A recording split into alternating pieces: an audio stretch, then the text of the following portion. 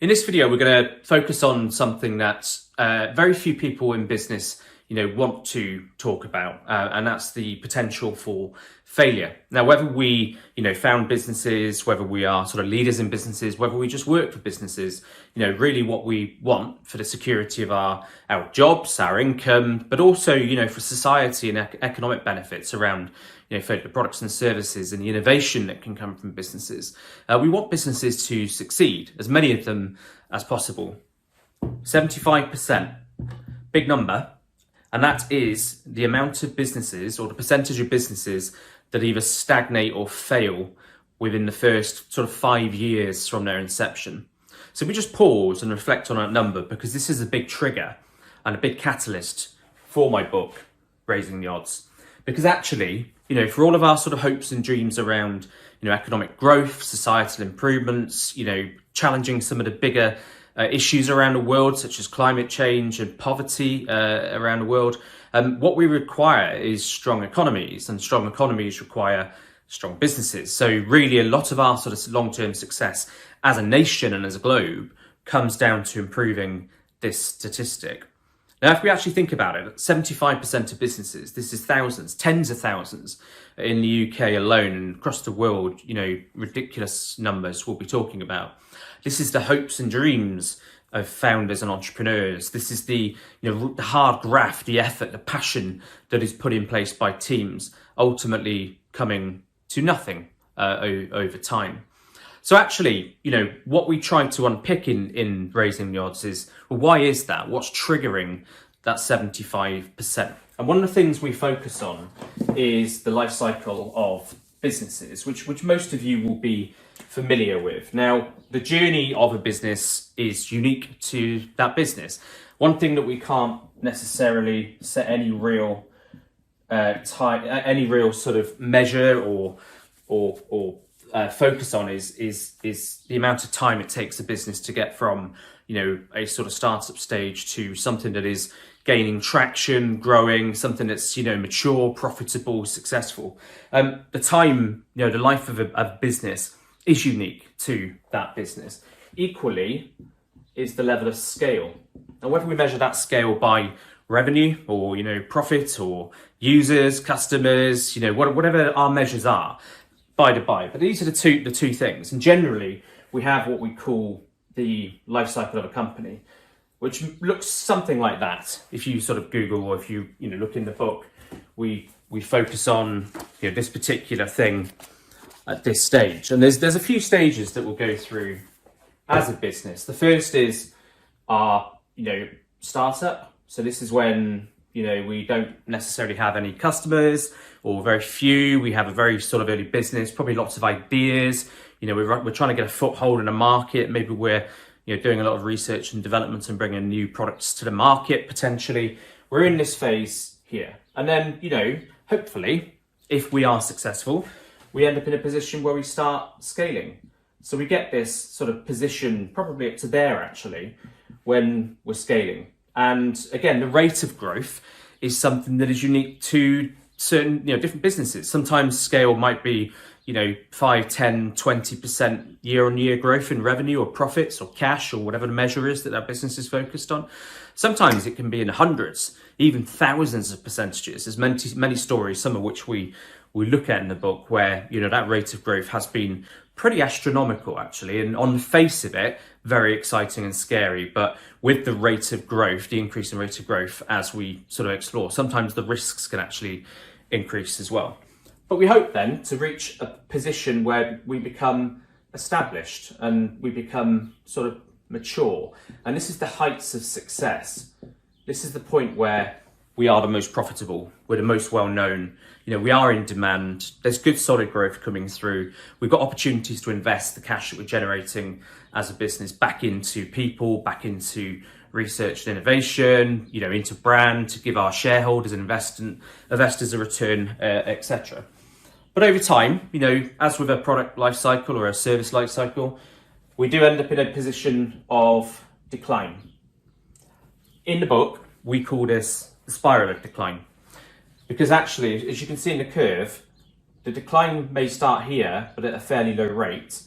But as we sort of progress over time, if we're not able to change the course of that business, if we're not able to recover things, if we're not able to generate, renewed demand and support for the business, then that rate can actually increase. So that spiral of decline increases to a point where, the unfortunate statistics are thousands of businesses die every year. Now, the reality is that a lot of businesses don't even make it past this stage. So they may sort of start up as a business, but they're not able to scale, for whatever reason. They may start scaling, but then they fail for whatever reason. They may get to a point of almost achieving that success that they required, and then some kind of, economic shock or, a new competition came along and all of a sudden they're in a position where they declined. But we're hoping to get to this level here. Now, the question that we have to explore when we think about, what triggers a spiral decline is at what point did that trigger happen? Was it here? Was it here? Was it over here? Was it here? What led to that decline? Now, as a business, we often start out with a product or a service idea, or a market that we're trying to disrupt, or, a route into an existing market that we believe we can actually compete better at. And, what we do is we start off on what we call a product or service centric model. And that means, we start up a business, our product is, some kind of software that we're developing, maybe it's a service that we're providing, a sort of consultancy, or, maybe we're setting up a new store that we feel, consumers would be interested in buying from.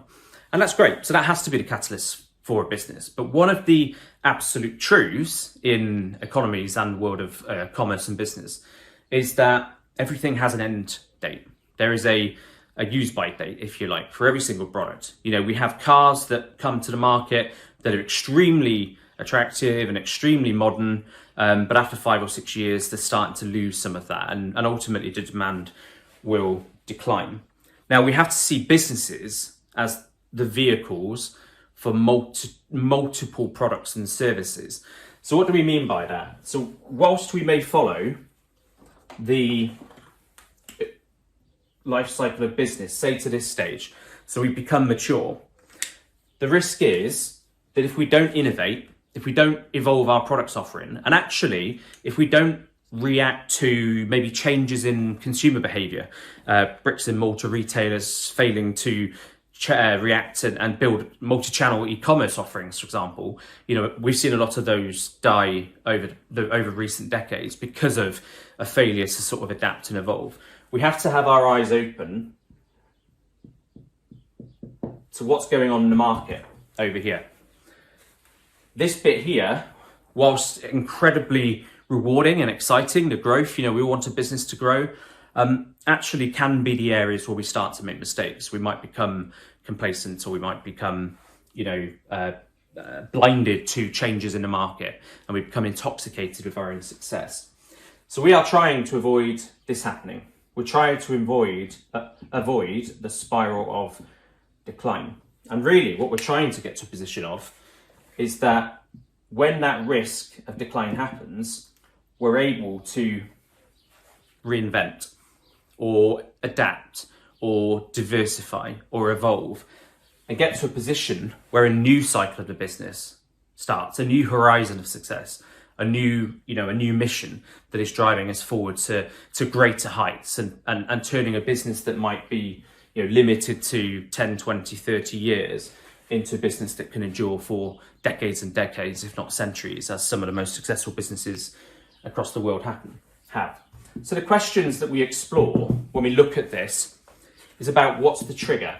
Now, quite often, if you have a look at a business that maybe has liquidated, classic example, Blockbuster, for example, you might look at those and you look at the sort of dissections of why that happened, and sometimes things like changing consumer habits or cash issues or property problems or something are the things that come into focus as the things that we blame for for this happening.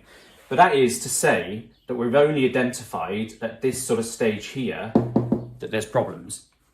And then the strength that maybe had previously been built up here, notably cash, and then people and talent and brand, these things here, the strength that we have built starts to become lost over here. We start to weaken.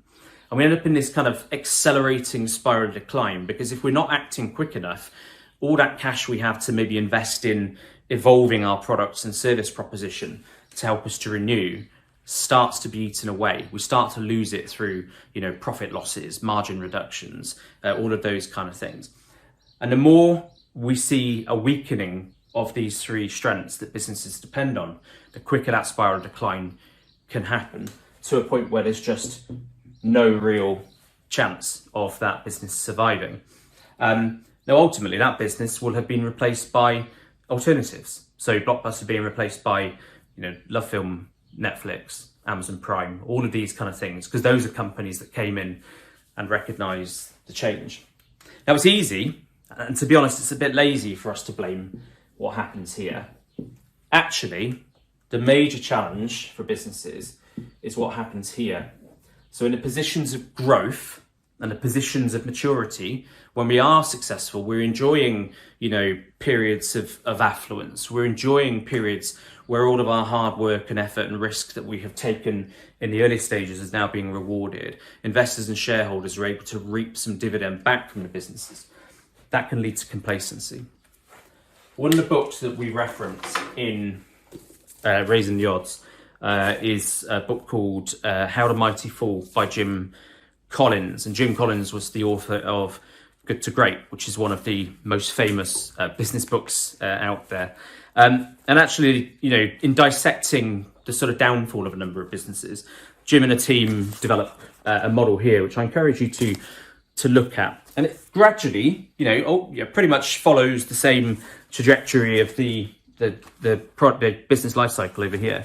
But it breaks it down into these points. And actually, it states that, a hope born of success and an undisciplined pursuit of more, as we are successful, are two of the major influences on the eventual downfall of a business. And that is because we've become ill-disciplined. Maybe we've expanded too quickly. We've created exposure into markets across the world or different sectors in which we didn't have presence, we didn't have strength, and that started to eat away at some of the strength that we had. We maybe have made massive big bet investments, multi-thousand, 100,000, million, billion, potentially, depending on the size of the business, investments into new things that we had convinced ourselves as a business were the next big thing, and then they proved not to be. Maybe we hadn't validated that demand and that requirement from the customer base. And then the undisciplined pursuit of more. I'm successful. How do we get more margin? How do we get more cash? How do we get more sales out of this thing? To a point where that elastic band that is the pressure that we want in businesses starts to break, starts to snap, because we stretch ourselves too far. That is why one of the values or one of the guiding principles in Scalable Strength is to play the long game. It's not about the gains that we have in this period here. It's about our ability to get to there and to get to there and to keep going and to keep going. That's ultimately what we're looking for. And then the final thing is risk. So we do talk about risk in businesses, but probably not enough, because we like to focus on the positives. We like to focus on being optimistic and seeing the opportunities and things. And we should be, absolutely. But the reason that guiding principle number 5 is use the power of negativity is to force us to also look at risk.